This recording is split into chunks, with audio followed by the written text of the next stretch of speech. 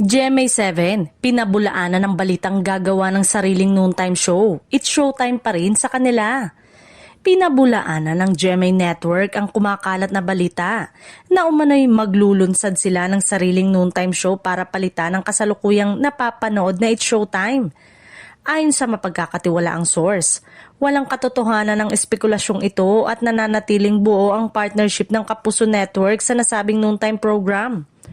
Nilinaw ng kampo ng GMA na patuloy nilang sinusuportahan ng It's Showtime na patuloy ring nagbibigay ng mataas na ratings at malawak na audience reach sa tanghali. Wala raw sa plano ng network ang makipagsabayan o gumawa ng hiwalay na programa sa parehong oras. Umani ng iba't ibang reaksyon mula sa netizen ang nasabing chismis, lalo na sa social media kung saan mabilis kumalat ang haka-haka. May ilang mga nagpahayag ng pagkabahala, habang marami rin ang nagsasabing masaya sila sa kasalukuyang setup ng noontime block ng GMA. Samantala, patuloy namang nagbibigay ng saya at aliw ang It's Showtime sa Kapuso viewers sa pamamagitan ng mga bagong segment, host at patok na banter ng mga hurado at host.